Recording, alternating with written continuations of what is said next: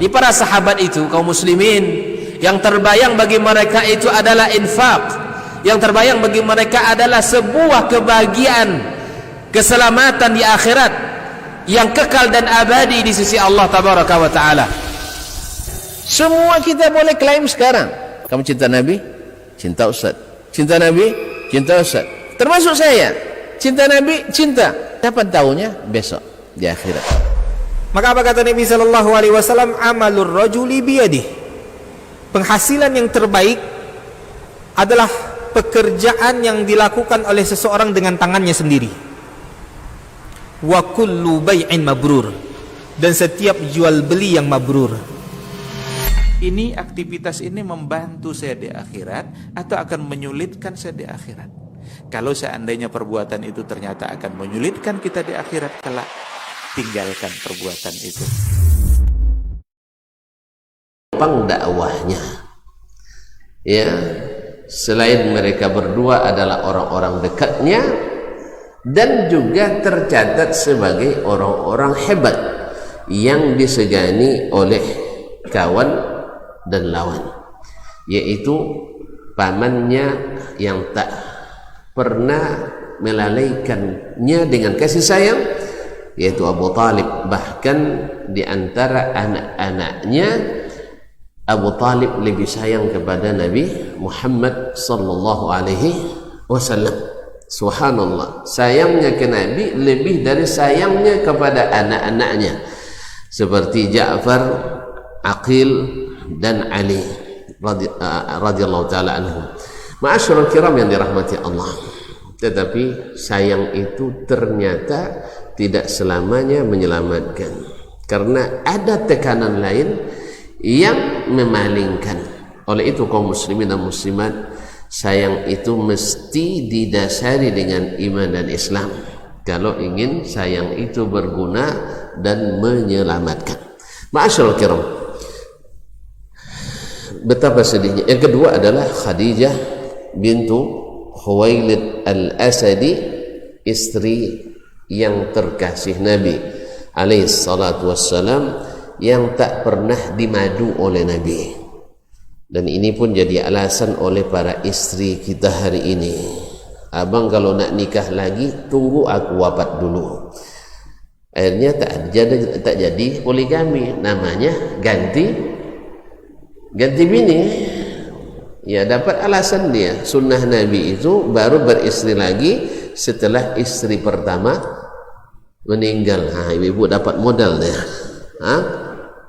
Iya. Ma'asyiral kiram dirahmati Allah.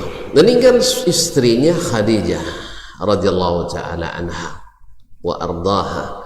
Ma'asyiral kiram, di saat itu semakin menjadilah intimidasi, tekanan, provokasi orang-orang Quraisy terhadap Nabi alaihi salatu wassalam. Nabi berharap pergi ke Taif, maksudnya ke Taif untuk minta suaka supaya dibela dakwahnya. Tetapi subhanallah, rupanya mereka tidak lagi menghargai saudara sepersusuan yang mengalir darahnya di dalam tubuh Nabi alaihi salatu wassalam. Tak perlu heran kaum muslimin, kekufuran itu menghancurkan segalanya, sampai orang kafir itu rela untuk membunuh anaknya sendiri, membunuh orang tuanya sendiri dan saudara-saudara sendiri. Akhirnya Nabi alaihi salatu wassalam dalam keadaan bersedih, maka Allah SWT panggil dia untuk suatu pemuliaan dan juga sekaligus pemulihan perasaan Nabi alaihi salatu wassalam. Dipanggil untuk naik ke lo naik ke mana? Naik ke mana? Subhanallah, orang sini tak tahu naik. Tentu kalau naik ke mana? Ke atas, alhamdulillah. Naik ke atas. Ada naik selain ke atasnya? Lupa lagi ya. Semua naik mesti ke atas dalam bahasa manapun. Dalam bahasa manapun yang namanya naik mesti ke atas. Untuk bertemu dengan orang-orang atas, masyarakat kelas atas. Nabi bertemu dengan pertama sekali malaikat Jibril alaihi salam, kan dia yang temani. Nah, kemudian naik lagi ke langit pertama. Ternyata langit itu ada pintunya, kan ada pintunya. Siapa yang kasih tahu? Yang kasih tahu siapa? Allah Ta'ala dan Nabi-Nya alaihi salatu wassalam. Maka fataraqal bab, dalam hadis yang panjang kemarin, lalu diketuk pintu oleh Jibril, lalu ditanya, siapa ini? Dijawab oleh Jibril, waman ma'ak, bersamamu siapa? Dijawab Muhammad. Sudah cukup tidak? Awaqad bu'itha ilaihi, sudah diminta atau dikirim pesan untuk datang? Qala na'am, fafutihal bab, lalu dibuka pintu. Bertemulah Nabi alaihi salatu wassalam dengan Nabi lupa lagi, Nabi Adam alaihissalam. Adam. Jadi bertemu di tempat yang tinggi dengan para petinggi, dan sampai di atas langit ketujuh bertemu dengan yang maha tinggi. Yang maha tinggi. Siapa yang maha tinggi? Allah tabaraka wa ta'ala. Ma'asyiral kiram dirahmati Allah, bertemu dengan Allah yang maha tinggi, karena dia maha tinggi, tidak ada di atasnya satu apapun. Dan Nabi alaihi salatu wassalam belum diizinkan untuk melihat Rabbnya, karena itu khusus hadiah lebih istimewa dari surga. Jadi ada yang lebih diharapkan oleh hamba-hamba yang beriman lebih daripada surga, dan bila nikmat itu dapat bisa melupakan kita pada surga. Apa itu? Nikmatnya melihat wajah Allah tabaraka wa ta'ala. Wujuhun yawma idzin nadhirah ila rabbiha nadhirah. Hari itu wajah berseri-seri, dan kepada Rabbnya melihat. Dalam hadis disebutkan bahwa ketika seluruh penduduk surga sudah masuk ke surga, penduduk neraka masuk ke neraka, tidak ada lagi orang mukmin yang dulu masuk neraka, sudah keluar semua. Saat itu Allah SWT menyerukan kepada ahli surga, saya akan berikan kepada kalian nikmat lebih dari surga. Kata mereka, ya Allah, bukankah engkau sudah putihkan wajah kami, sudah engkau berikan nikmat yang tak terhingga pada kami di dalam surga ini? Kata Allah SWT, Allah memperlihatkan dirinya kepada mereka, dan itu lebih nikmat daripada nikmat surga. Tidak usah dibayangkan. Sebab dibayangkan tak terbayang. Surga saja tak terbayang. Antum kira-kira bayangkan bidadari seperti apa? Pernah membayangkan bidadari? Tidak usah. Tidak terbayang. Ya, pasti antum kalau bayangkan bidadari nanti mengkiaskannya ke Miss Universe misalnya. Padahal rata-rata orang Pasik semua itu kan. Nah, orang-orang yang masuk First Universe, orang salihah. Saya ulang lagi, yang ikut perlombaan Miss Universe, ratu kecantikan, orang salihah ya. Tamat pesantren gitu ya. Serius ini yang ikut lomba kontes kecantikan dunia, wanita salihah. Serius Pak? Tidak ada yang salihah, dan kecantikan mereka membosankan. Membosankan.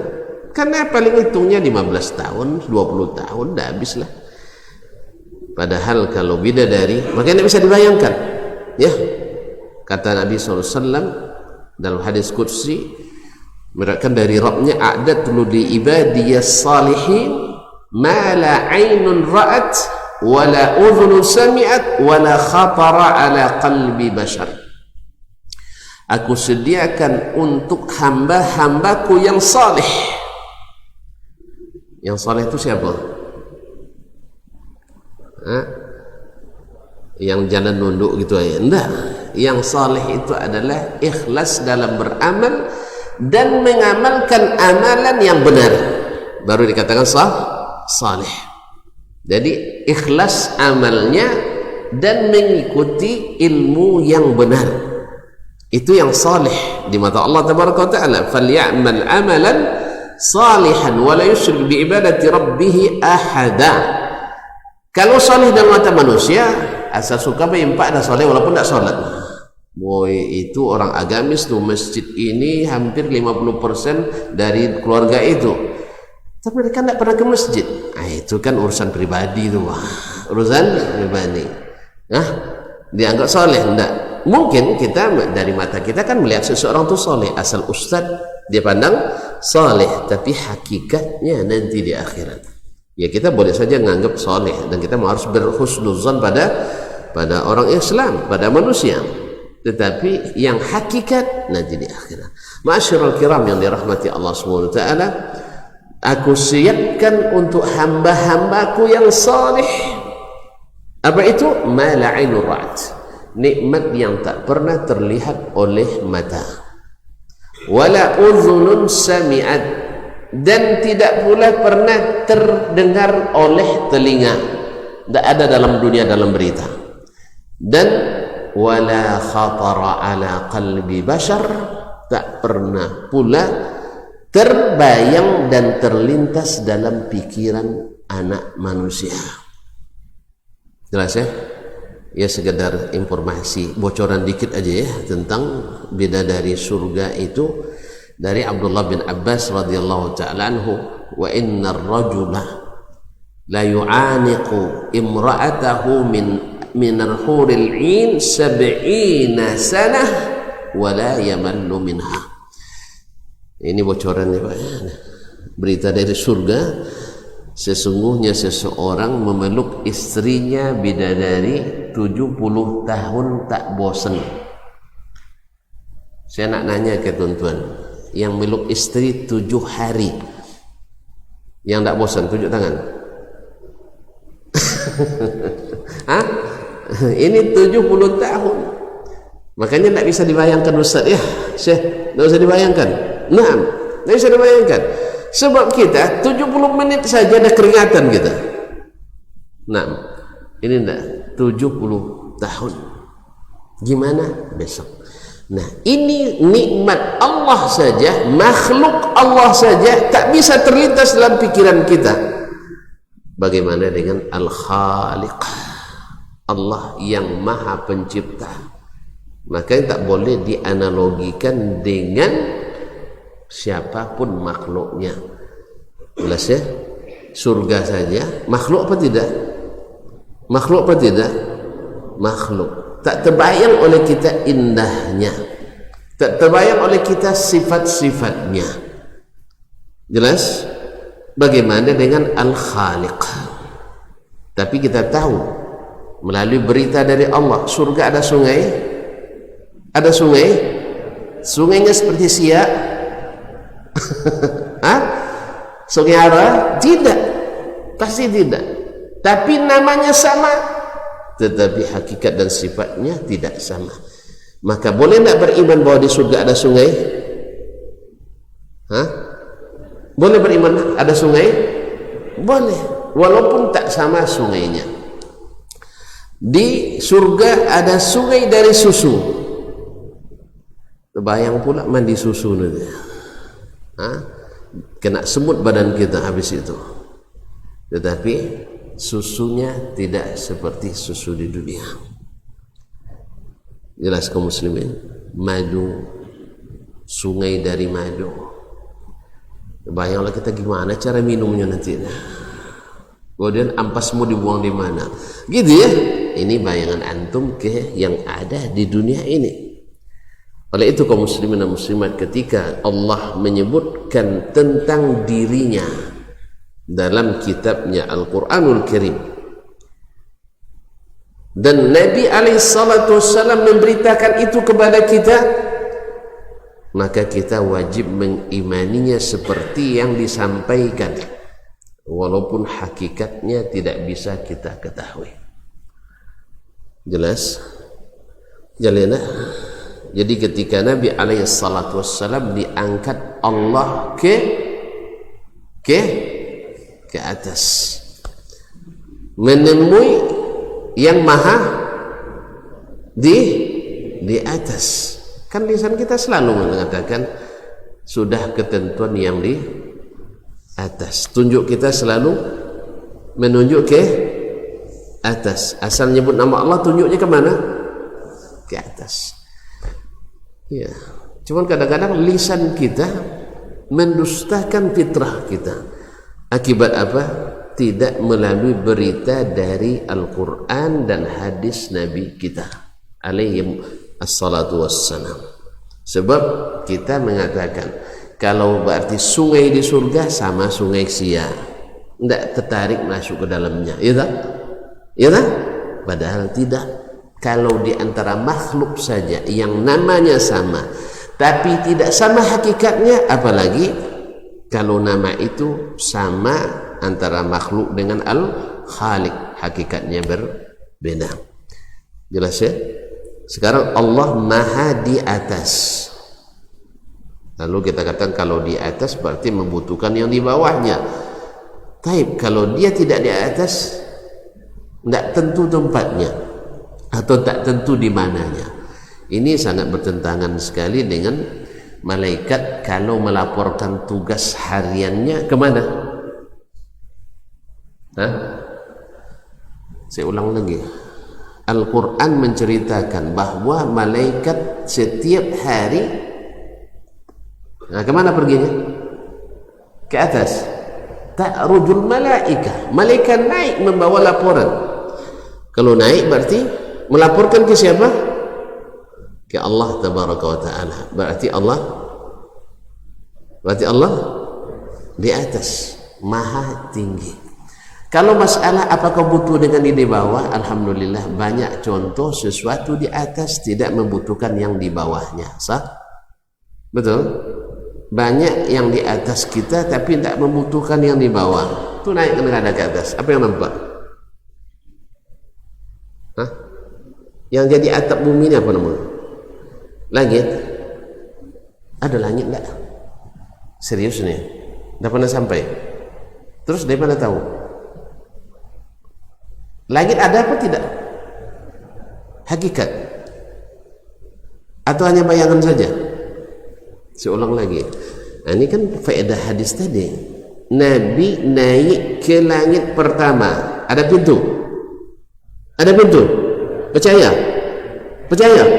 Baik, berarti ada pintunya. Langit ada pun tak? Ada. Jelas kan? Saya ulang lagi. Langit ada pun tak? Ada. Ada pintunya. Tidak sembarang masuk. Tidak sembarang masuk. Baru diizinkan setelah dijelaskan identitasnya. Bahkan ditanyakan surat. Ditanyakan surat jalannya. Ibarat kalau polisi surat tugas. Surat tugas. Iya kan Jibril sendiri tanya oleh malaikat penjaga, awaqad bu'itha ilaihi, sudah disuruh atau belum? Kalau belum tidak diizinkan. Sudah, baru dibukakan pintu. Berarti langit ada? Baik, langit di mana? Jangan-jangan langit tidak tahu juga di mananya. Ini kaum muslimin harus lihat. Langit di mana? Di atas, sepakat? Atau jangan-jangan langit ada di mana-mana? Langit di atas. Alhamdulillah. Berarti langit di atas. Butuh dah kepada yang di bawahnya? Enggak kan? Enggak butuh sama sekali. Langit di atas bumi. Bahkan di atas langit ada langit lagi, 7 tingkat. Saya nak minta tuan-tuan yang ahli arsitek, coba bikin masjid atapnya tanpa tiang dan tanpa membutuhkan yang di bawahnya. Ada yang bisa? Ada yang bisa? Saya nak ajukan proposalnya ke Timur Tengah nih. Ke muslimin dan muslimat. Tidak ada kan? Jadi karena akal kita tidak sampai ke situ, akhirnya kita mengatakan setiap yang di atas mesti membutuhkan yang di bawah. Ini kaedah keliru besar. Tidak semua yang di atas membutuhkan yang di bawah. Kan jadi senang jadinya ya. Jadi senang. Kaum muslimin dan muslimat. Sebab kalau kita bangun semua yang di atas sesuatu mesti butuhkan yang di bawahnya, ini keliru sehingga banyak kita menta'til, menolak informasi yang valid dan sahih, bahkan sesuai dengan telunjuk dan fitrah kita bahwa Allah di atas. Yes ya? Langit di atas. Di bawah langit ada bintang-bintang, ada planet-planet. Sah? Iya? Ada triliunan planet di atas sana menurut ahli fisika diperkirakan, dan memang banyak. Dalam hadis disebutkan ketika lewat nanti di Al-Kautsar telaga Nabi alaihissalatu wassalam, kita akan dipanggil yang serajin berwuduk, dipanggil sini umat Nabi Muhammad, dikasih minum. Kalau minum tak ada harga lagi. Cuman ada yang tertolak, ada yang tertolak walaupun dia solat tapi tertolak di telaga. Apa sebab? Membuat hal-hal baru dalam agama. Buat hal-hal baru dalam agama. Innaka la tadri ma ahdatsu ba'dak. Engkau Muhammad tak tahu apa yang mereka ada-adakan setelahmu. Maka kata Nabi, suhqan liman ahdatsa ba'di. Kalau gitu jauh orang yang mengada-ngada sesuatu dalam agama setelahku. Maka mengada-ngada sesuatu agama itu bukan masalah mudah, masalah yang berbahaya. Bila tertolak, bisa tertolak dari dekat dengan Nabi alaihissalatu wassalam. Apalagi mengadakan sesuatu dalam masalah keyakinan. Karena Nabi SAW rumit sekali beliau merubah keyakinan jahiliyah itu. 13 tahun di Makkah dakwah dulu, merubah akidah. Ditambah dengan 10 tahun di Madinah. Saya nak nanya, sebagian besar umat waktu itu ikut Nabi atau menolak Nabi?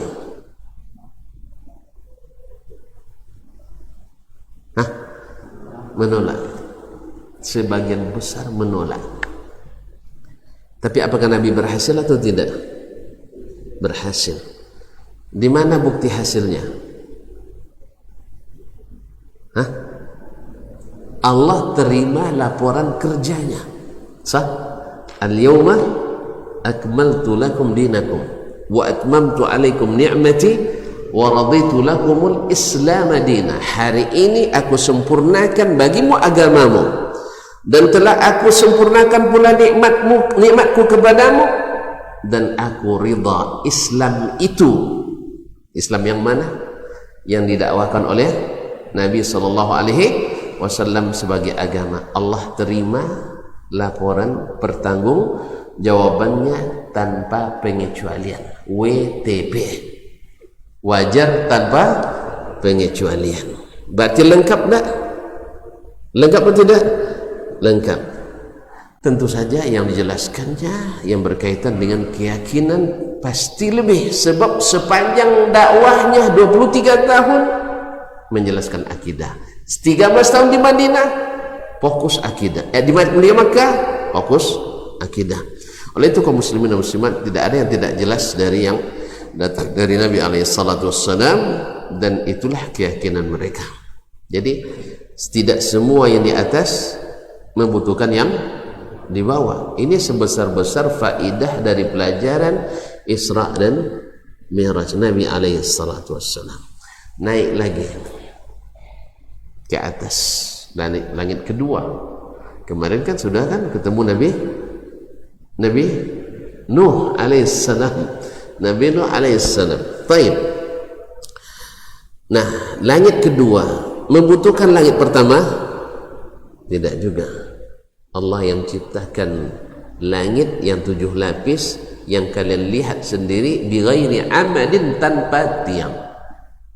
Kalaulah makhluk di atas makhluk tidak membutuhkan makhluk yang di bawah makhluk, maka Allah sebagai Al-Khaliq, kalau dia katakan dia di atas arasy-Nya, pasti tidak membutuhkan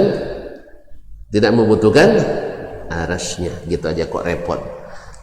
Nah, gitu aja kok repot. Tinggal mengimani bahwa Allah di atas arasy-Nya. Tonton, tahu enggak arasy itu sebesar apa? Nggak usah dipikirkan ya, nggak usah pikirkan ya, baru kan makhluk ini. Aras itu nanti di hari kiamat di bawah diangkat oleh berapa orang malaikat? 8, Masya Allah. Wa yahmilu arsya rabbika yawma idzin wa yahmilu arsya rabbika fawqahum yawma idzin 8. Hari itu aras itu diangkat oleh 8 orang malaikat di atas mereka, di atas lagi. Jelas kaum muslimin dan muslimat dirahmati Allah SWT. Yang bawa berapa orang? 8 malaikat. Berarti kecil aras. Kalau bapak-bapak, ibu-ibu terbayang malaikat yang bawanya sebesar saya, kecil. Ya kan? Kecil enggak? Maka Nabi untuk menjawab keraguan ini diriwayatkan dalam hadis yang lain bahwa yang malaikat yang bertugas mengangkut aras Ar-Rahman itu,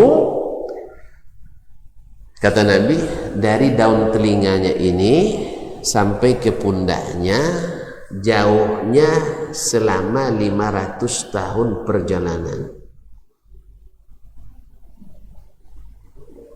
Ngeri ya? Mana yang lebih besar dua di haluk? Kaum muslimin dan muslimat yang katanya bisa nangkap kapal helikopter ya, coba bayangkan ya, dari daun telinganya mabaina syahmatai udhunaihi ila katifaihi masafatu 500 sanah. Kalau tonton naik kuda, naik onta ya, 500 tahun perjalanan bisa keliling dunia tuh. 500 tahun perjalanan bisa keliling dunia. Bukan bisa lagi, berkali-kali. Dunia berapa kelilingnya? Ayo, tidak pernah diukur juga ya, kabarnya hanya 6 miliar kilometer. Tak benar tak? Saya tidak tahu. Sebab yang coba keliling dunia naik pesawat hilang juga di segitiga Bermuda. Banyak yang hilang di segitiga Bermuda, tak bisa memecahkan rahasia ini. Baru rahasia di bumi ini, belum ada yang bisa memecahkan rahasia ini. Ada yang mau coba, silakan coba aja, mana tahu tidak balik lagi. Tapi siap-siapkan ya, tobat sebelum berangkat ya. Baik kaum muslimin dan muslimat, besar aras, besar. Jadi 8 malaikat itu yang dari ujung telinganya ini ke ke bahunya jarak 500 tahun perjalanan. Berarti kalau dari kepala ke kakinya Allah itu subhanallah subhanahu wa ta'ala maha segalanya. Dan Allah di atas aras tidak mesti membutuhkan aras, sebagaimana langit di atas makhluk-makhluk Allah yang lain, termasuk di atas bumi, termasuk di atas Mars, Jupiter. Ada Jupiter nama planet, ada apa lagi, tak apa nantinya planet ada berapa, 9 kan? Pluto, terus Neptunus, terus apa lagi? Pada lupa semua, tidak lulus kita ini nyempaknya nama. Jadi kaum muslimin dan muslimat dirahmati Allah, ini sebagian kecil dari sekian banyak lagi galaksi-galaksi yang lain di atas. Para ahli fisika menyebut triliunan di atas itu. Tak satu pun yang dibutuhkan oleh langit yang di atasnya. Dan langit pertama, di atasnya ada langit lagi. Menurut kabarnya juga di hadis yang mursal dari Abdullah bin Mas'ud radhiyallahu taala anhu, dari satu langit ke langit yang lainnya itu jarak hanya lebih kurang 500 tahun perjalanan juga. Dekat juga ya. Dekat juga. Subhanallah kaum muslimin, ini kan mukjizat Allah tunjukkan ke Nabi alaihi salatu wassalam, ya diberikan kemuliaan naik ya di masa hidupnya yang tidak diberikan kepada hamba-hambanya yang lain. Bahkan ketika Nabi sampai ke Sidratil Muntaha, Jibril alaihissalam meninggalkan Nabi sendiri. Jibril sendiri sudah tidak masuk ruangnya di situ. Oleh itu kaum muslimin dan muslimat dirahmati Allah, ini sungguh kemuliaan yang Allah berikan kepada Nabi alaihi salatu wassalam. Baik, azan ya. Ya, mohon maaf saya terlambat tadi ya. Tentu nak hukum saya tidak masalah, kita sambung nanti sampai jam 9. Tak payah lah, dimaafkan. Semua pemaaf nampaknya. Nah, yang penting asal cepat pulang. Baik, baiklah kaum muslimin dan muslimat rahmatillah. Kita salat isya dulu, dan kalau Allah mengizinkan kita akan sambung selepas salat isya berjamaah. Terima kasih dan mohon maaf. Wallahu taala a'lam. Wa sallallahu ala nabiyyina Muhammadin wa sallam. Wa subhanakallah bihamdik asyhadu an la ilaha illa anta astaghfiruka wa atubu ilaik. Wassalamu alaikum warahmatullahi wabarakatuh.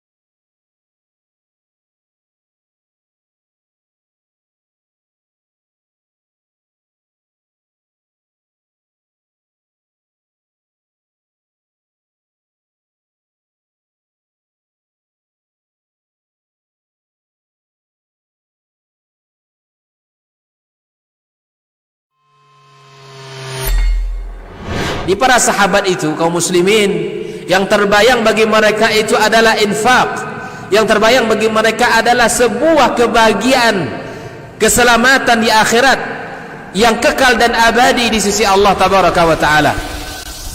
Semua kita boleh klaim sekarang, kamu cinta Nabi, cinta Ustaz. Cinta Nabi, cinta Ustaz. Termasuk saya, cinta Nabi, cinta. Dapat tahunya besok di akhirat. Maka apa kata Nabi sallallahu alaihi wasallam? Amalur rajuli biyadih. Penghasilan yang terbaik adalah pekerjaan yang dilakukan oleh seseorang dengan tangannya sendiri. Wa kullu bai'in mabrur, dan setiap jual beli yang mabrur. Ini aktivitas ini membantu saya di akhirat atau akan menyulitkan saya di akhirat. Kalau seandainya perbuatan itu ternyata akan menyulitkan kita di akhirat kelak, tinggalkan perbuatan itu.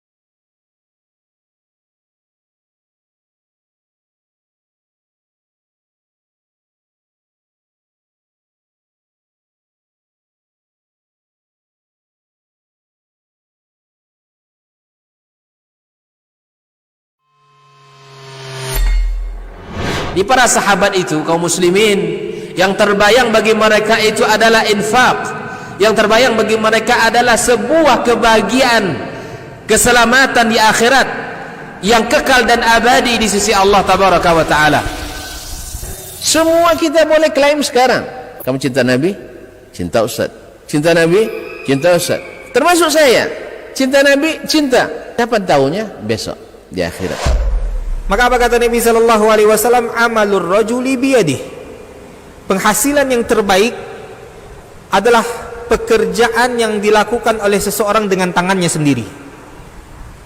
Wa kullu bai'in mabrur. Dan setiap jual beli yang mabrur. Ini aktivitas ini membantu saya di akhirat atau akan menyulitkan saya di akhirat. Kalau seandainya perbuatan itu ternyata akan menyulitkan kita di akhirat kelak, tinggalkan perbuatan itu.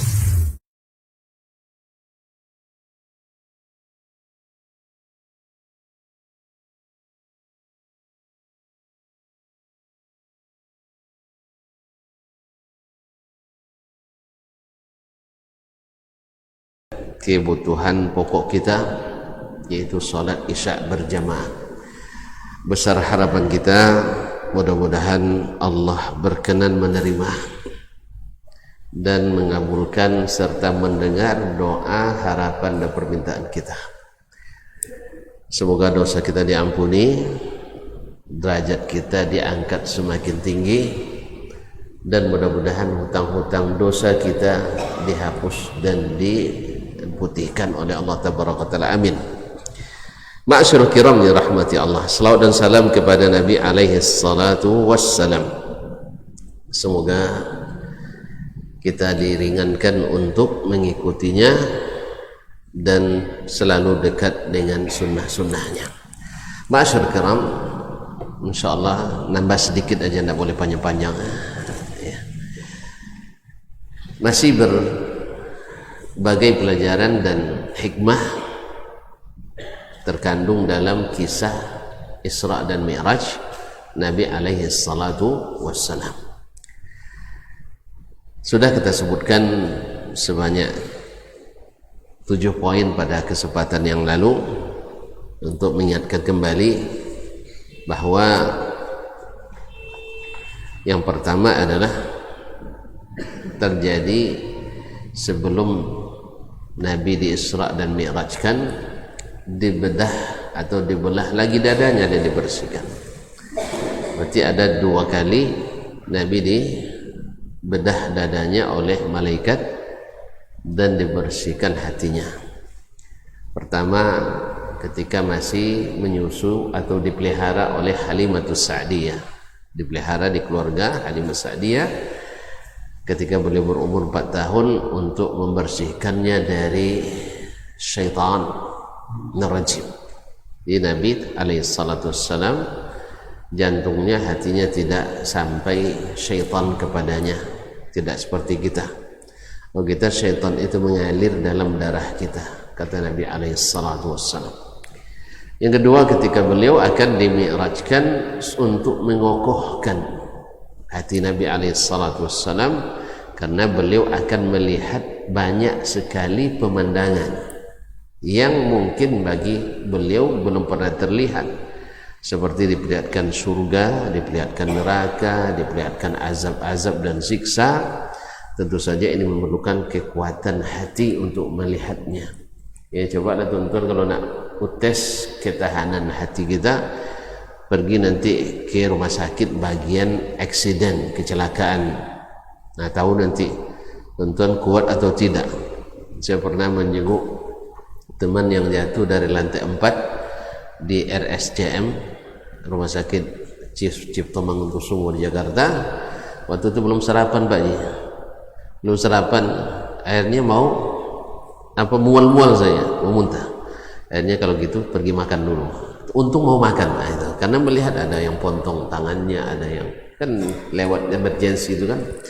Subhanallah, ternyata melihat itu perlu kekuatan. Dan dia Nabi akan melihat berbagai nanti tanda-tanda yang Allah perlihatkan kepada linuriyahu min ayatina. Diberikan tanda-tanda, ada yang disiksa orang yang dilempari dengan batu kepalanya, batu besar, pecah batu kepalanya, nanti membaik kembali, disiksa terus, yaitu orang yang meninggalkan salat dan sebagainya, maka dibersihkan. Yang kedua, bahwa air Zam-Zam dipilih Allah untuk membersihkan hati itu. Ini menandakan keutamaan air Zam-Zam, dan itu hanya ada satu di Makkah Al-Mukarramah yang Allah berkahi dan bisa dijadikan makanan bagi yang lapar, jadi obat bagi yang sakit, dan penglepas dahaga bagi yang haus. Itulah air Zam-Zam yang Allah wariskan kepada kita umat ini, dan insya Allah tak berhenti mengalir sampai akhir masa nanti dengan izin Allah Taala. Masyaallah kiram dirahmati Allah SWT. Yang ketiga kemarin Isra dan Mi'raj mukjizat, karena tak ada yang bisa melakukannya. Perjalanan kita seperti yang kita sebut kemarin, orang sampai ke bulan saja bangganya luar biasa. Hasilnya bagi kehidupan manusia rasa-rasanya nggak ada ya, atau saya nggak tahu. Nah, rasanya nggak ada. Apa manfaatnya perjalanan ke bulan itu? Ada hasilnya? Saya nggak tahu. Ada hasilnya? Nggak ada kan? Bagi kita nggak ada, nggak terasa. Ada lagi yang nak membuka perumahan ya di planet Mars. Memang bumi ini tidak cukup. Allah sudah katakan bumi ini mustaqarrun wa mata'un, tapi ilahin, sampai masa tertentu saja. Saya tidak semangat juga nak pergi ke Mars, itu mahal, dan tubuh kita dipasang alat-alat semuanya. Antum dipasang impus saja sudah melelahkan, padahal hanya 3 hari, dan lagi pun biayanya mahal. Kabar-kabarnya hanya $1 miliar per orang. Nah, pengen pergi? $1 miliar yang lebih kurang 14 triliun rupiah.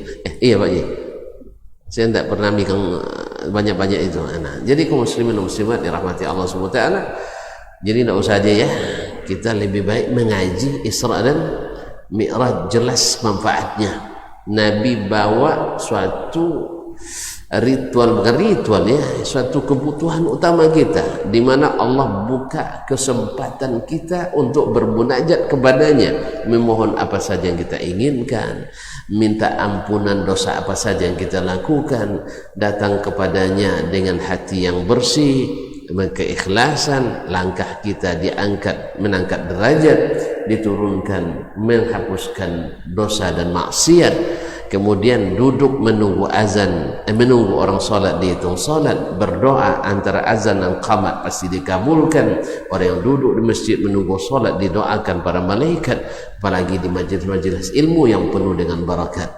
Subhanallah, jelas manfaatnya.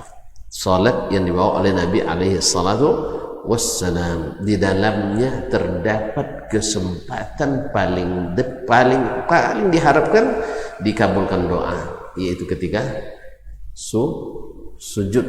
Ketika sujud, aqrabu ma yakunul abdu ila rabbih wa huwa sajid, hamba paling dekat kepada Rabbnya di saat dia sedang sujud. Maka fa'alihhu bid-du'a, maka memelaslah, berulang-ulanglah berdoa di dalamnya. Faqaminun ayustajabalakum, karena itu kesempatan yang sangat dimungkinkan dikabulkan doa kalian. Kemudian menjelang salam setelah at-tahiyyah, ini jelas manfaatnya. Perjalanan Nabi bukan perjalanan sia-sia. Makanya Nabi alaihissalam sangat bergembira dengan salat. Bila ada rasa sedikit ini berat bebannya dalam berdakwah, dalam kehidupan, beliau mengatakan ke Bilal, ya Bilal arihna bis salah, ya Bilal jadikan hati kami istirahat dengan salat. Kalau kita istirahat dari salat ya, dah capek salat istirahat dulu, enggak. Nabi alaihissalam menganggap salat itu rehatnya, ketenangannya. Nah, bahkan iza hazahu amrun fazi'a ila salah, bila menghadapi masalah sulit dia pergi salat. Waju'ilat qurratu aini fis salah, dijadikan penyejuk mataku dalam salat. Wa hubbiba ilayya min dunyakum at-thib wan nisa, dan dunia yang dibuat saya cinta oleh Allah kepadanya yaitu wewangian dan wanita. Ma'asyiral kiram dirahmati Allah Subhanahu wa taala. Jadi jelas ya, ini mukjizat luar biasa. Yang keempat adalah antara Baitul Maqdis dengan Al-Masjidin Nabawi wal Masjidil Haram punya hubungan yang tak boleh terpisahkan. Thalithul Haramain merupakan yang ketiga dari dua tanah suci, Makkah dan Madinah. Karena dia adalah masjid yang Allah wariskan kepada hamba-hambanya yang beriman dan pernah menjadi kiblat pertama umat Islam sebelum diizinkan atau diperintahkan untuk menghadap ke Baitullahil Haram di Al-Makkah Al-Mukarramah. Yang keenam, bahwasanya antara salatnya Rasulullah SAW mengimami para nabi di malam itu di Baitul Maqdis menunjukkan kedudukan tinggi Nabi alaihi salatu wassalam, dan bahwasanya mereka itu adalah saudara. Para nabi itu adalah saudara, agamanya sama, yang beda hanya syariat hukumnya saja yang berbeda. Makanya keyakinan yang dibawa oleh para nabi adalah keyakinan yang didakwahkan oleh Nabi kita alaihi salatu wassalam. Yang selanjutnya kaum muslimin dan muslimat dirahmati Allah, di dalam hadis Isra dan Mi'raj yang panjang kemarin, Jibril mengkidangkan ke Nabi atau memberikan ke Nabi minuman. Ada susu, ada jus korma. Ya, susu dan khamar. Maka Nabi memilih susu. Lalu Jibril mengatakan kepadanya, ikhtartal fitrah, engkau telah memilih al-fitrah. Ini menunjukkan bahwa agama Islam itu adalah agama fitrah. Oleh sebab itu kaum muslimin dan muslimat, di saat umat Islam di zaman Nabi, para sahabat dan tabi'in sampai pada masa para imam yang matbu'in, mereka itu selalu beragamanya berdasarkan fitrah. Artinya sesuai dengan Al-Quranul Karim dan sunnah-sunnah Nabi alaihi salatu wassalam. Mereka tak mau keluar sejengkal pun daripadanya. Lalu setelah lahirnya aliran-aliran dalam Islam, baik aliran keyakinan maupun aliran adat dan kebiasaan, akhirnya di antara umat Islam sudah banyak yang tercemar fitrahnya, sehingga mengingkari apa yang ditunjuk oleh fitrahnya dengan apa yang diyakini dengan akal dan perasaannya.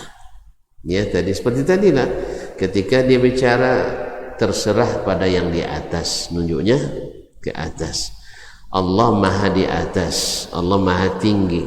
Kemudian para malaikat turun dan naik ke atas melaporkan.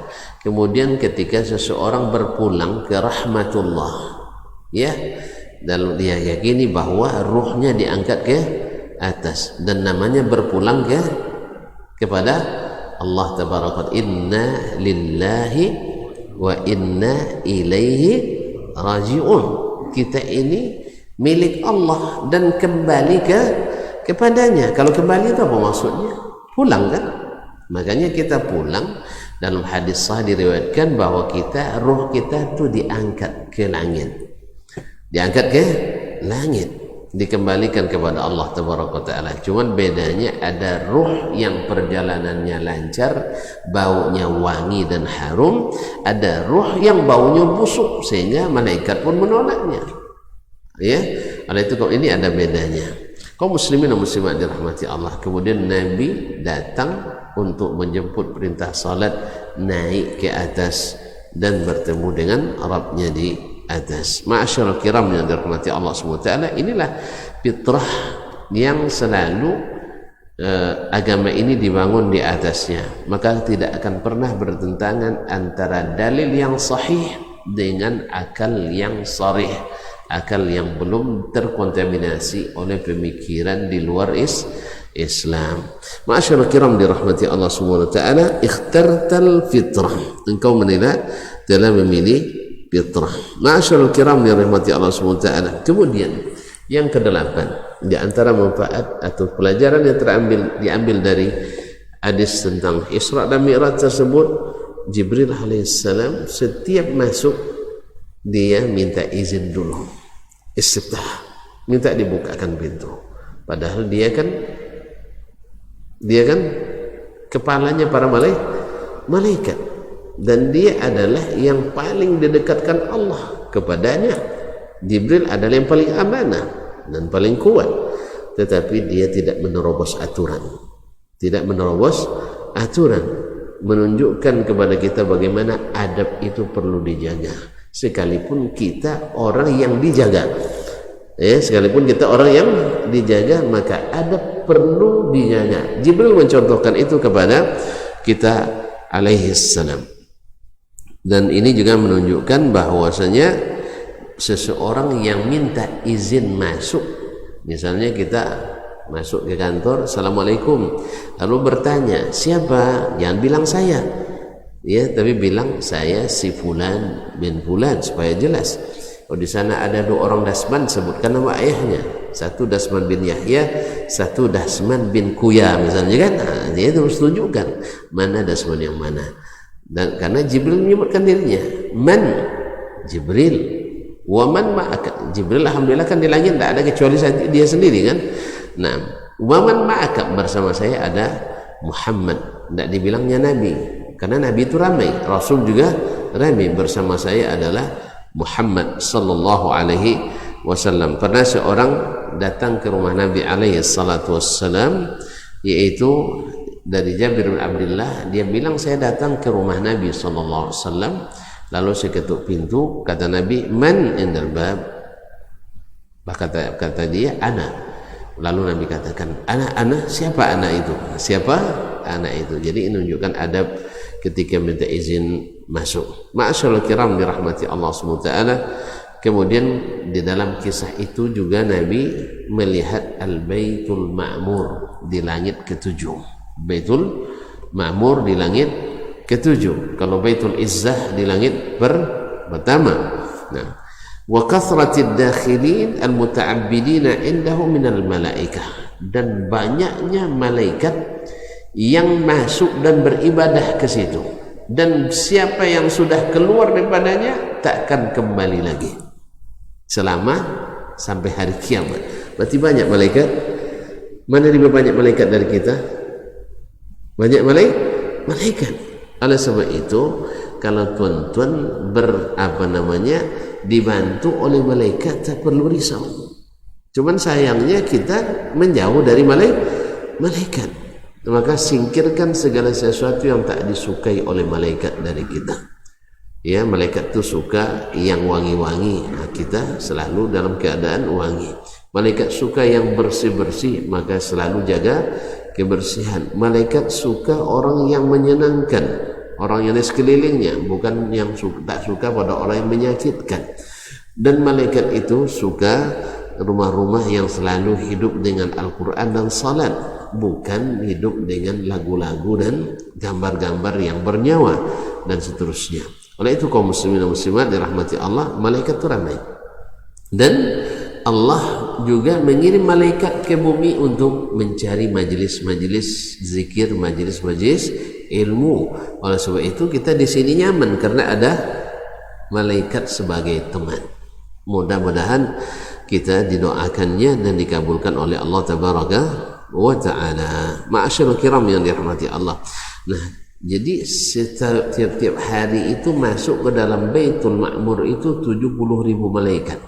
Dan yang sudah pernah masuk takkan pernah dapat izin masuk lagi sampai hari kiamat. Seperti yang disampaikan oleh Jibril kepada Nabi kita alaihi salatu wassalam. Oleh sebab itu kaum muslimin dan muslimat dirahmati Allah. Nah, kalau demikian makhluk Allah itu sangat banyak. Ini juga menjadi isyarat bagi kita tidak perlu risau dengan bumi ini selama kita tidak merusaknya. Dan kita dilarang merusak bumi ini. Kerusakan yang paling bahaya adalah kerusakan akidah. yaitu dengan membuat syirik di atas bumi ini. Mudah-mudahan kita awal paling tidak adalah membenci kesyirikan, bukan menjadikan pengaku dan pembantu kesyirikan. Karena syirik adalah sesuatu yang sangat dibenci, kerusakan yang paling dibenci Allah di atas bumi ini. Dan bisa saja itu disebabkan, dan bila orang sudah syirik pasti zalim, dan kalau zalim maka dia akan mudah merusak alam ini. Maka tuan-tuan lihat, yang banyak merusak alam itu orang-orang beriman atau orang yang tidak beriman? Tolong dicatat itu. Yang banyak merusak alam itu orang beriman atau orang tidak beriman? Orang yang tidak beriman. Di antara kaum muslimin yang jadi perusak alam ini, yang kuat imannya atau yang lemah imannya? Alhamdulillah. Jadi adanya penemangan liar, adanya perusakan alam, itu rata-rata dilakukan orang yang tidak beriman.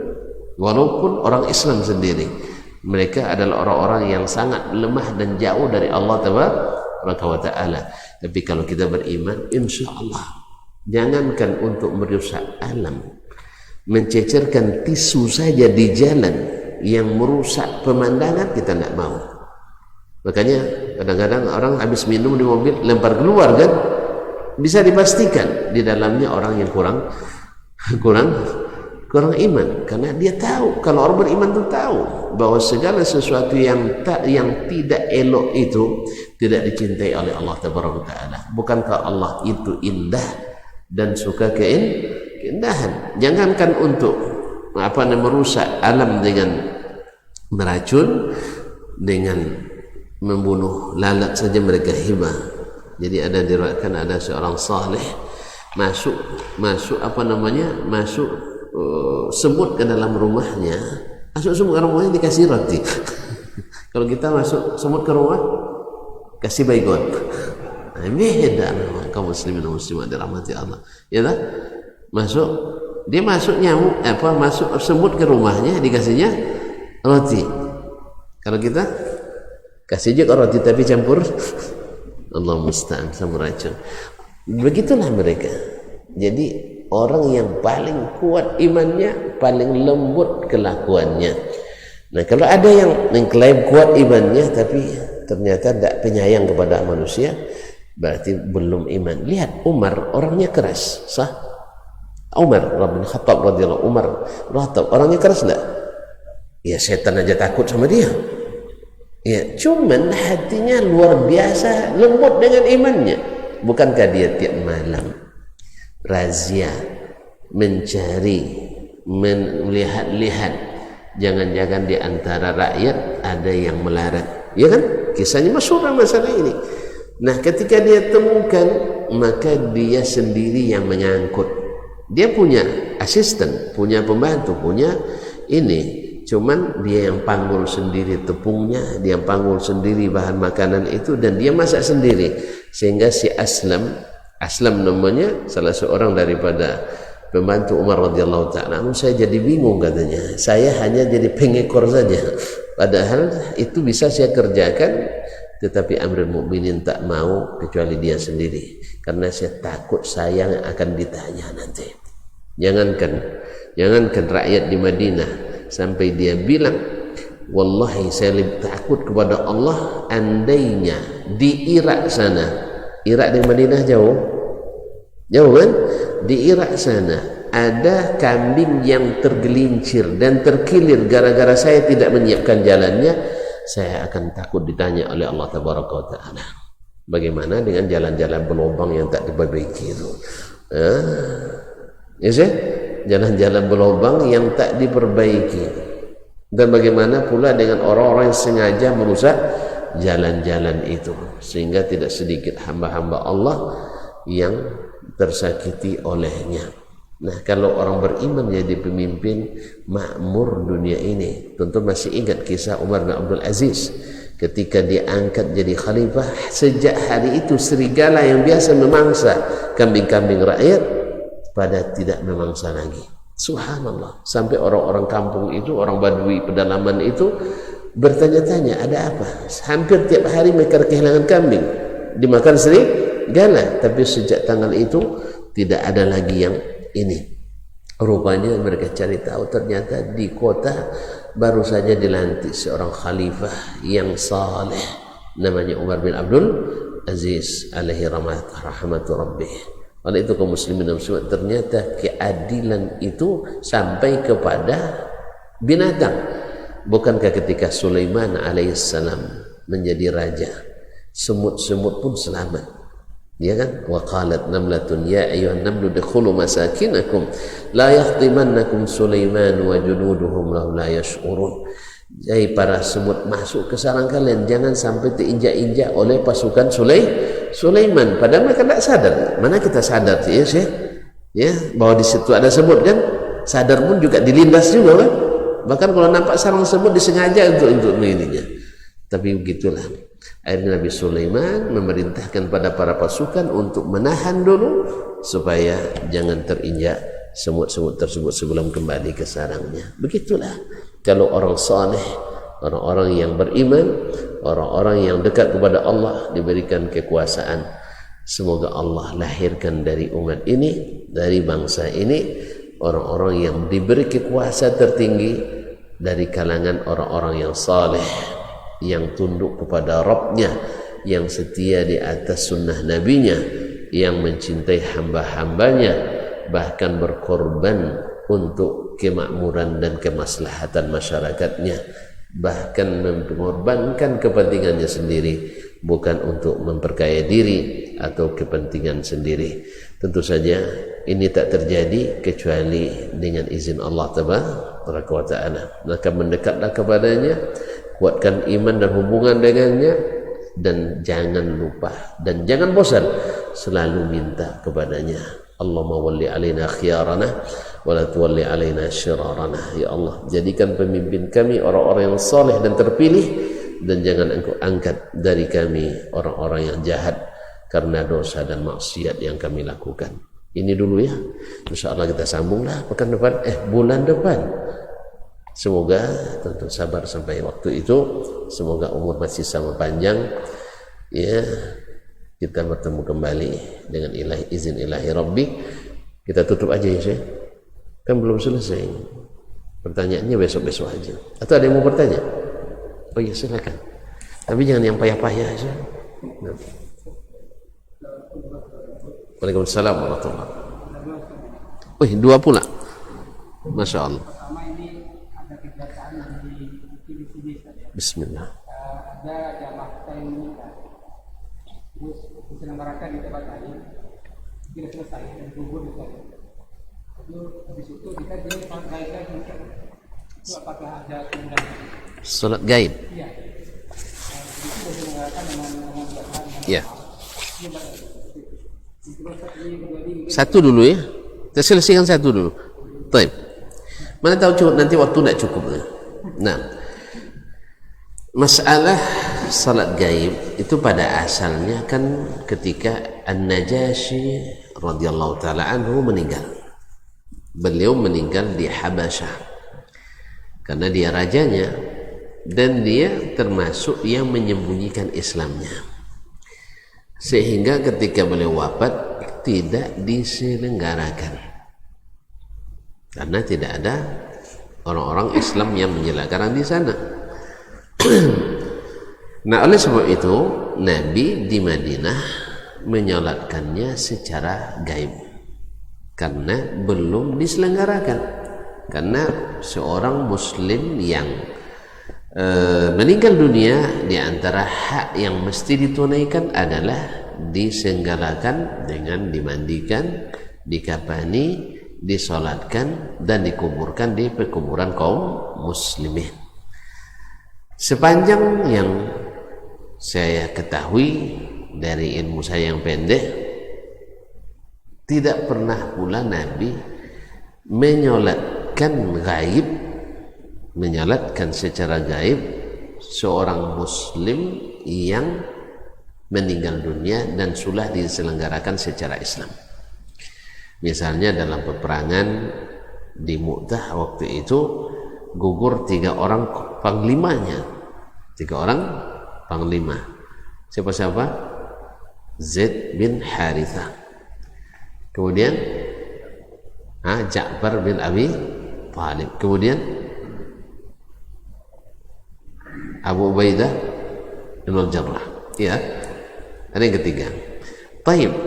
Ketiga-tiganya gugur sebagai syahid. Lalu habis, kan kata Nabi, gugur syahnu ganti syahnu, gugur syahnu ganti oleh syahnu. Sekarang tidak ada lagi yang tinggal. Ya, hampir saja kaum muslimin dilumat oleh pasukan Romawi. Lalu Allah berikan keselamatan melalui Khalid ibnul Walid radhiyallahu taala anhu, dan kisah ini masyhur. Wallahu taala alam. Ini kan orang-orang besar ini, ya, yang meninggal pada waktu itu minal sabiqin al-awwalin, orang-orang yang pertama-tama masuk Islam, tapi tidak dicatat dalam sejarah Nabi menyolatkannya kembali di Madinah. Oleh sebab itu, hukum asalnya salat gaib itu diselenggarakan untuk orang Islam yang meninggal, tidak diselenggarakan di tempat dia meninggal, atau orang meninggal tidak diketahui di mana meninggalnya, hilang gitu, misalnya karam di laut, ya tak? Atau meledak misalnya di tempat yang tak bisa diambil, tidak ada bekasnya sama sekali, terbakar, hangus hingga hilang semuanya dan sebagainya, sehingga tidak itu orang yang meninggal tidak di tempat biasa. Misalnya orang yang tenggelam di laut, ini disalatkan saudara. Ini hukum asalnya. Nah, ini kan jalur utamanya ini. Nabi hanya menyolatkan An-Najasyi radhiyallahu taala anhu. Nah, dan biasanya saya selalu mengatakan begini, semoga tidak salah ya, keluar dari jalur utama kebijakan selalu tidak sama. Karena kan keluar dari jalur yang disunnahkan Nabi SAW, sunnahkan yang dilakukan oleh Nabi secara fi'linya, secara aplikasinya, hanya orang yang belum disolatkan. Jelas? Baik. Nah, sekarang ada pertanyaan, bila sudah disolatkan, apakah boleh disolatkan lagi secara gaib atau tidak? Kan itu lagi pertanyaannya. Ini kan di zaman Nabi tak ada orang yang sudah disolatkan secara Islam lalu disolatkan lagi oleh orang lain secara gaib. Ini nggak ada di zaman Nabi. Padahal banyak orang meninggal, orang-orang besar dan orang biasa yang meninggal zaman Nabi di tempat lain dan tidak disolatkan gaib oleh Nabi Shallallahu Alaihi Wasallam. Oleh sebab terjadi dua pendapat. Pendapat pertama, ada yang mengatakan dengan dasar makna umum dari hadis tadi, bahwa Nabi pernah menyolatkan An-Najasyi secara gaib. Di antara yang mengambil pendapat ini adalah Imam Asy-Syafi'i rahimahullah ta'ala, dan juga Imam Malik rahimahullah ta'ala, bahwa walaupun sudah disolatkan di tempat dia meninggal, dan bila orang ini orang-orang yang dipandang atau orang yang dimuliakan, ulama misalnya, atau pemimpin yang saleh, atau pahlawan yang gugur sebagai syahid fisabilillah dan sebagainya, maka disolatkan pula, dengan alasan Nabi pernah menyolatkan An-Najasyi yang punya jasa luar biasa kepada kaum muslimin di saat hijrah 2 kali ke Habasyah. Pendapat kedua tidak mengatakan selama sudah disolatkan secara Islam di tempat dia meninggal, maka tidak disyariatkan lagi untuk salat gaib. Ini pendapat Imam Ahmad rahimahullah ta'ala, dan riwayat yang sahih daripada beliau yang terkuat, dan juga kalau tidak salah Imam Abu Hanifah alaihi rahmatullah dan Ahlul Zahir. Dan umumnya ahli hadis pendapatnya seperti ini. Wallahu ta'ala alam. Kalau didalami lagi dari apa yang dilakukan Nabi SAW, maka terlihat makna yang disepakati bersama bahwasanya Nabi tak pernah menyolatkan kecuali yang belum disolatkan. Oleh sebab itu kalau saya sendiri memilih pendapat ini, karena Nabi tak tercatat menyolatkan gaib kecuali yang belum disolatkan. Tapi kalau seandainya ada yang menyerukan di suatu tempat dan saya ada di situ, insya Allah saya ikut juga. Apalagi orangnya yang punya jasa besar kepada Islam dan kaum muslimin. Tapi kalau antum tanya fatwanya, ya saya cenderung kepada pendapat Imam Ahmad dan Al-Hadis serta Al-Zahir ini. Wallahu ta'ala alam. Jelas? Yang penting jangan berkelahi pula gara-gara itu. Itu aja yang penting. Ya, jangan sampai berkelahi gara-gara itu. Tapi yang ini berpendapat begini, ini berpendapat begini, dan dalilnya sama hadis yang sama, cuma pendekatannya yang berbeda. Maka kita kalau melihat dari berbagai sisi, maka wallahu alam pendapat yang mengatakan tidak disyariatkan bila sudah disolatkan, ini lebih dekat kepada makna hadis itu, wallahu a'lam. Yang kedua, waktu masih ada enggak? Ini pertanyaan tuh pendek, jawabannya yang panjang.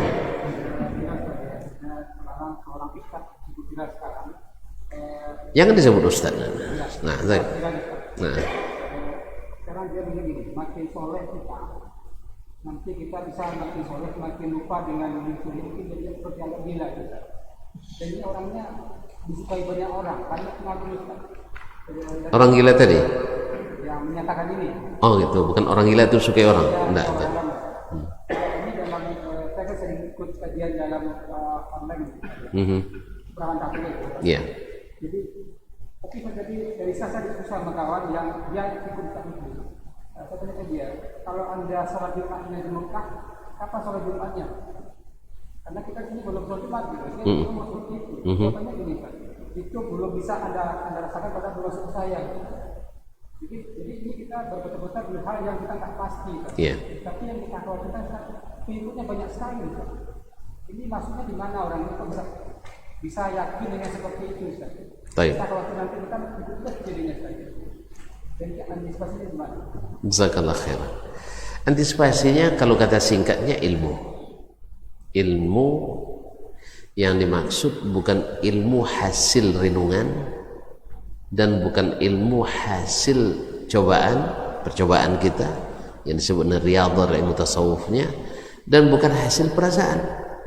Sebab di awal-awal kan kita sudah bahas kemarin, ketika orang-orang jahiliyah mendasarkan agamanya pada pikiran dan perasaan, lahir keyakinan jahiliyah, sah? Ya tak? Lahir ibadah jahiliyah, lahir aturan jahiliyah. Bukan mereka tidak hebat, mereka punya akal yang super cerdas. Ya buktinya di antara mereka yang masuk Islam sebelumnya jahiliyah seperti Amr bin Al-As tercatat 1 dari 4 Arab paling cerdas. Muawiyah bin Abi Sufyan masuk salah 1 dari 4 itu. Ziyad ibn Abihi masuk di antara yang 4 itu. Kemudian Al-Mughirah ibn Syu'bah Al-Thaqafi adalah mereka berempat ini orang Arab paling cerdas, tapi tak sampai seperti Nabi SAW. Nabi lebih cerdas. Jadi mereka ini dengan perasaannya, dengan perkiraannya, dan dengan keyakinan hasil uji coba pengalamannya, mereka ada yang menyembah 5 patung, ada yang menyembah 3, ada yang menyembah lebih. Nah kalau ini dibuka pintu ini, lahirlah pahaman-pahaman jahiliyah yang orang dulu merasa itu bukan jahiliyah, karena baru tahu jahiliyah setelah datang Nabi. Sah? Saya ulang lagi, sebelum datang Nabi, orang Arab itu paham tidak bahwa mereka jahiliyah? Paham dia? Mau mereka disebut jahiliyah? Enggak. Sama kita hari ini, orang yang tersesat, sadar enggak dia tersesat? Pernah tersesat enggak? Pernah tersesat? Pernah. Sadar enggak waktu tersesat tuh? Kalau bapak sadar, enggak mungkin bapak masuk jalan itu.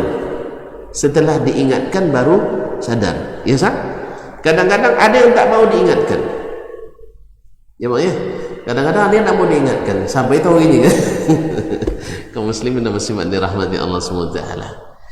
Jadi oleh sebab itu kembali ke Nabi SAW. Ketika Nabi SAW datang, ya ini sebenarnya saya ada bukunya, cara berpikir orang-orang jahiliyah beda dengan cara berpikir orang-orang yang Islam.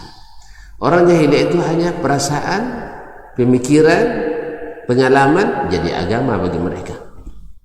Maka lahirlah keyakinan bila nak berangkat pergi berdagang, ya lepaskan burung, terbang ke kanan untung, terbang ke kiri mati. Ya artinya mati dagangannya. Akhirnya mereka berkali-kali dicoba, betul kan pengalaman nih, ya betul. Padahal bertepatan cobanya itu dengan takdir Allah, mereka beruntung. Jelas? Sebagaimana mereka berkeyakinan penyakit itu menular, lalu Nabi betulkan.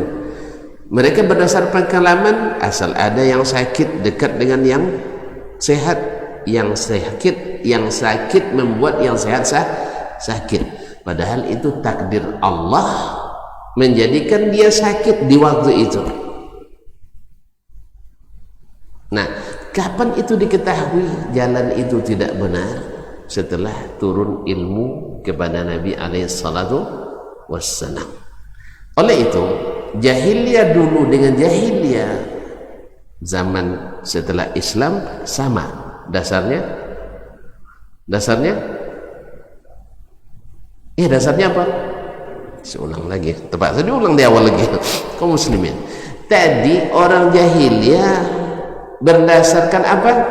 Pikiran, perasaan semata, tanpa ada dalil, tanpa ada ilmu dari wahyu. Nah, orang dulu jahiliyah dulu pakai perasaan, pakai pikiran, pakai perasaan, sah? Sehingga apapun yang terjadi sesuai perasaannya, sesuai uji coba pengalaman, dianggap sebagai sebuah keyakinan. Betul? Pertanyaannya, mereka dulu merasa salah atau tidak? Merasa salah atau tidak? Tidak. Bahkan setelah Nabi datang pun mereka merasa tetap tidak salah. Sah? Buktinya mereka pertahankan. Jadi belum terbuka ilmu itu pada mereka. Nah, sekarang kita lihat lagi orang yang berpaham, berkeyakinan jahiliyah. Ada enggak sampai hari ini? Masih ada? Dasarnya apa? Pikiran, perasaan. Pikiran dan perasaan. Rasa-rasanya kalau sudah sampai pada martabat ini, dia sudah jadi wali, walaupun gila. Apa dasarnya? Asalnya apa? Rasa dan kira. Rasa dan kira. Jelas? Tidak ada ilmunya dari Nabi SAW yang mengajarkan orang berzikir sampai kerasukan. Ada? Saya ulang lagi. Ada enggak Nabi memerintahkan, mempraktekkan atau melihat sahabat melakukan dan disetujui ada orang yang berzikir sampai hilang akal? Aduh, enggak ada. Berarti dakwahnya Nabi SAW berzikirnya bukan sampai hilang akal, justru semakin menjernihkan akal. Nah, di sini kita paham bahwasanya klaim bahwa semakin tinggi makamnya semakin hilang akalnya, klaim yang tidak berdasarkan ilmu, tetapi hanya perkiraan dan perasaan. Jadi antum bahwa bisa merasakan itu nanti masuk dulu, Masuk dulu, rasakan dulu. Dan alhamdulillah yang berpengalaman masuk akhirnya dapat hidayah sudah merasakan itu. Saya bertemu dengan seorang ustaz, dulu ustaz dia, tapi sampai kepada puncak segala macam tarekat yang ada di negeri kita ini. Sampai dia bisa memanggil arwah yang sudah meninggal sekian puluh tahun.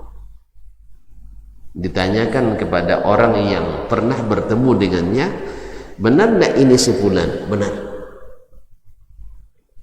Ada ritualnya. Sampai pada makam itu, dia panggil arwah itu, datang.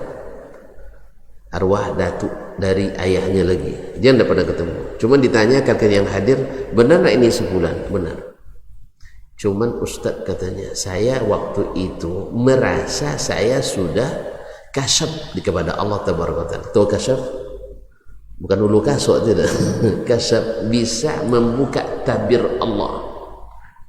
Dan saya ketika memanggil ruh itu datang, memposisikan diri saya pada pencipta. Saya sebagai pencipta memanggil hamba itu. Syirik apa tidak? Syirik tidak? Waktu itu dia melakukan itu, tahu dia itu syirik atau tidak? Saya ulang, ketika dia melakukan itu, tahu tak dia itu syirik? Enggak tahu dia. Dia sendiri yang ngaku. Kapan dia tahu syirik itu? Setelah saya ngaji, Ustaz, baru tahu dari hadis-hadis Nabi, dari ayat Al-Quran yang tafsirkan hadis Nabi, bukan ayat Quran ditafsirkan oleh orang yang ngaku wali. Nah, ditafsirkan Nabi SAW, hanya baru saya sadar dan saya bertobat kepada Allah. Jadi seluruh aliran itu saya sudah masuk sampai ke hampir puncaknya. Cuma kan tidak boleh dua orang pimpinan di tempat itu kan. Dia sudah sampai.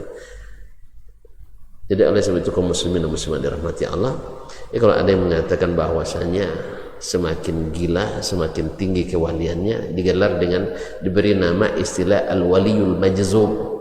Yaitu majzub, kalau kita bilang majdub ya, yaitu yang sudah dihilangkan akalnya. Ini nama akal-akalan. Dari mana dapatnya? Mereka nak kiaskan Nabi ketika dapat wahyu seperti orang kehilangan akal. Ini tidak sama lah. Nabi didatangi oleh malaikat, ini dilaki oleh syaitan. Beda, satu dapat wahyu, satu dapat wangsit. Wahyu sudah terputus. Dan alhamdulillah tidak ada sepanjang yang kita ketahui Nabi mencontohkan, mengajarkan, membiarkan bahwa mereka adalah wali. Allah musta'an. Oleh sebab itu kaum muslimin muslimat yang dirahmati Allah, jadi disitulah pentingnya ilmu itu. Jangankan kita, Nabi saja sebelum datang kepadanya wahyu, Nabi tak tahu gimana cara untuk menjelaskannya. Ma kunta tadri mal kitab walal iman walakin ja'alnahu nuran nahdi bihi man nasha'u min ibadina. Sebelum turun Al-Quran ini kepadamu ya Muhammad, kamu tak tahu apa itu Alkitab, apa itu iman. Dia tahu orang sesat, tapi gimana caranya dia tak tahu. Sampai turun kepadanya wahyu. Nah setelah itu sampaikan wahyu, diterima dakwahnya. Diterima dakwah Nabi. Saya ulang lagi, Nabi ketika berdakwah langsung diterima? Ya enggak. Memang yang paling, sebenarnya ini tadi yang mau saya bahas juga, tapi waktu yang ini lain waktu lah. Yang paling susah untuk dirubah itu adalah sebuah keyakinan. Sebuah keyakinan. Karena keyakinan itu yang lahir daripadanya segala tindakan. Dan kalau antum yakin itu sebagai wali, nanti muntahnya antum minum itu. Sampai mohon maaf akramakumullah, sampai mereka merasakan buang hajat besar syekhnya lebih lezat daripada coklat. Ya sampai begitu. Apakah itu benar? Enggak. Apa yang membuat mereka melakukan? Keyakinan berdasarkan perasaan, ditambah lagi dengan syaitan. Nah orang yang tidak punya ilmu dan tidak mengikuti ilmu dari Nabi SAW, walaupun pandai baca Al-Quran dan hadis, tapi pemahamannya bercampur dengan yang diajarkan Nabi dengan yang lain dari Nabi SAW, akan mencarikan dalihnya dalam Al-Quran dan hadis sendiri. Allah musta'an. Tetapi tafsirnya tahu sangat jauh. Masa orang gila dikatakan wali, kadang dibawa ke masjid, disuruh naik mimbar sambil merokok pula, celana pendek pula dia di masjid. Lalu dia anggap wali, dicium tangannya. La haula wala quwwata billah. Jadi kaum muslimin dan muslimat dirahmati Allah, orang-orang India ketika banyak meninggal dengan virus corona kemarin kan mereka dilarang untuk ini, tongkol juga, pergi juga ke sungai Gangga dengan harapan dapat kesembuhan, tapi banyak meninggal di situ. Dan di antara mereka karena menyembah sapi, akhirnya melumuri badannya dengan kotoran sapi. Dan itu juga ada di sebagian daerah di negeri kita ini, dengan keyakinan barakah. Allah musta'an. Ini semakin jauh kita dari petunjuk Allah dan Rasul alaihi salatu wassalam, semakin ada yang aneh-aneh nanti. Dan susah dijelaskan seperti yang antum katakan tadi. Antum harus masuk dulu. Ya sudah, saya sudah terlalu sering berdiskusi dengan yang seperti itu. Ya, orang-orang kampung lah, kelas-kelas kampung. Dan selalu dia katakan, tolong jelaskan secara ilmiah gimana prosesnya. Oh enggak, antum harus masuk dulu. Oke, kalau saya masuk nanti jamin tidak dijelaskan dengan ilmiah. Pokoknya masuk ketemu syekh dulu. Itu masalahnya. Ini yang menjadi perangkap nanti. Kalau sudah kita tidak berilmu, masuk ke dalam lingkungan, nanti mungkin saja kita disihir di dalamnya sehingga mau mengikuti apa saja yang ditunjukkan. Oleh sebab itu kaum muslimin dan muslimat, alhamdulillah Nabi sudah berusaha dengan sepenuh tenaga dan diterima laporan kerjanya oleh Allah Subhanahu wa taala. Dakwahnya sudah sampai 23 tahun tidak menjadikan orang gila sebagai wali, atau supaya jadi wali hebat harus jadi wali majzub dulu. Ini hanya akal-akalan dan banyolan orang-orang yang ingin mencari jalan supaya bisa dihormati dan sebagainya. Wallahu musta'an. Nanti kalau antum lihat, pasti jawabannya Ustaz Dasman itu tidak paham karena dia bukan ahlinya. Ya, saya memang bukan ahli wali memang, tapi saya insya Allah sedikit sebanyaknya saya belajar ilmu yang diwariskan oleh Nabi alaihissalatu wassalam, dan ini tidak termasuk. Cuman karena kita kan banyak hari ini dengan retorika, ya kan, dengan retorika kita tenggelam. Ya, dengan retorika tenggelam. Apa sebab? Ilmu yang kurang. Ilmu yang kurang. Di sini pentingnya selalu majelis ilmu itu harus hidup. Wallahu ta'ala. Ya, antum nanya yang macam-macam payah ini sebenarnya. Ya. Makanya jangan terlalu banyak nengok YouTube ya. Kaum muslimin. Sampai di sini ya. Kita jumpa lagi insyaallah pada kesempatan yang lain. Terima kasih dan mohon maaf. Sampai semoga Allah terima amal kita, doa kita, dan segala yang benar semata-mata taufik dari Allah Tabaraka wa Ta'ala. Yang salah dan silap kelemahan saya sebagai manusia, kepada Allah saya mohon diampunkan, dan kepada tuan-tuan mohon dimaafkan. Wallahu ta'ala alam. Wa sallallahu ala nabiyyina Muhammadin wa sallam. Wa subhanakallahumma bihamdik asyhadu an la ilaha illa anta astaghfiruka wa atubu ilaik. Wassalamualaikum warahmatullahi wabarakatuh.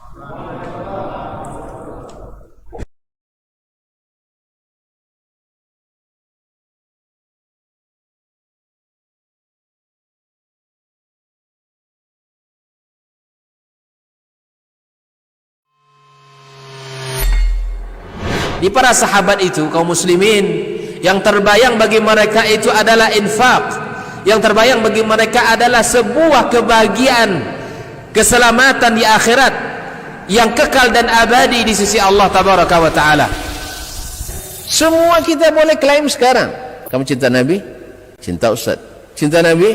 Cinta Ustaz. Termasuk saya. Cinta Nabi? Cinta. Kapan tahunya? Besok di akhirat. Maka apa kata Nabi sallallahu alaihi wasallam? Amalur rajuli biyadih. Penghasilan yang terbaik adalah pekerjaan yang dilakukan oleh seseorang dengan tangannya sendiri. Wa kullu bai'in mabrur, dan setiap jual beli yang mabrur. Ini aktivitas ini membantu saya di akhirat atau akan menyulitkan saya di akhirat. Kalau seandainya perbuatan itu ternyata akan menyulitkan kita di akhirat kelak, tinggalkan perbuatan itu.